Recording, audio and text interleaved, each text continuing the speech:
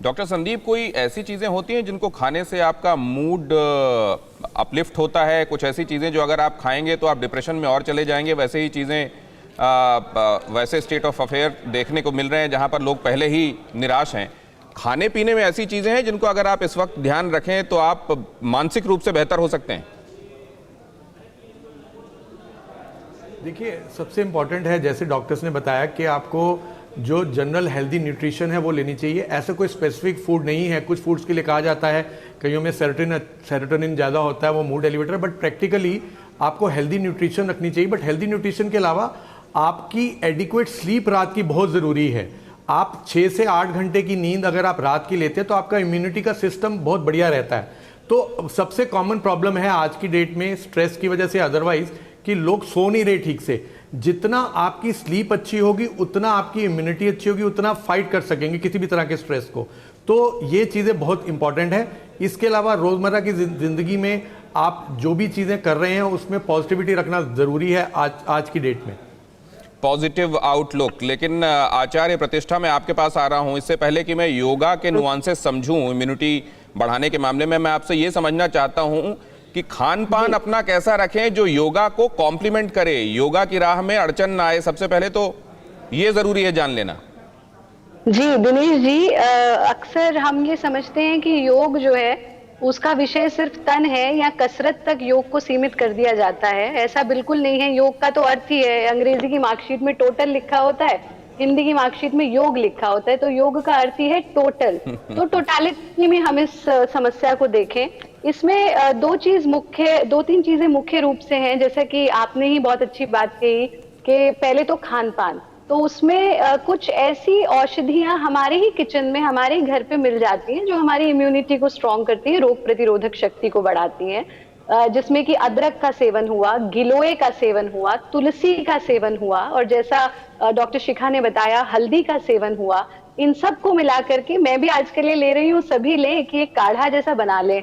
पानी में बॉईल कर लीजिए, आधा रह जाए तो उसका सेवन कर लें, उसमें नींबू भी डाल दें तो आपकी ये लेमन टी जैसी हो जाएगी। एक तो इसका सेवन करना बहुत जरूरी है। दूसरे, हमें हमारा जो सोर्स ऑफ एनर्जी है वो सन है।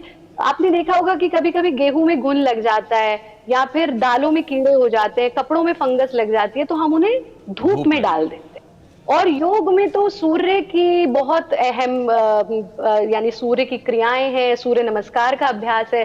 तो ऐसे में जब आप घर में बंद हैं, डिप्रेशन भी हो रहा है, डिप्रेशन से भी सूर्य की किरणें हमें बाहर निकालती हैं। तो जो भी दर्शक आपका ये कार्यक्रम देख रहे हैं उनसे ये निवेदन करना चाहूंगी कि 30 से 40 मिनट सूर्य की किरणों में जरूर बैठें। हमें विटामिन डी भी मिलेगा और आप देखेंगे कि आपका मूड भी अच्छा होने लगेगा, एनर्जी भी आपको मिलेगी, और ये हमारी रोग प्रतिरोधक शक्ति को बढ़ाता है।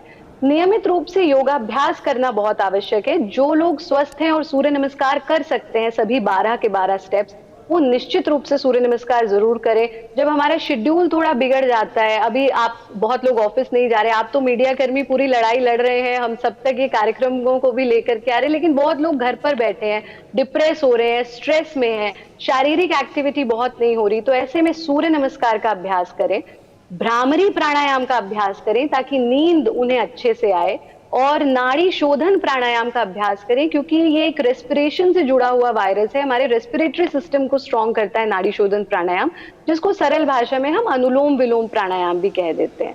और सबसे बड़ी चीज, योगश चित्त वृत्ति निरोधः, योग चित्त पर काम करता है, मन पर काम है, तो हमें अपने मन को स्वस्थ रखना बहुत आवश्यक है।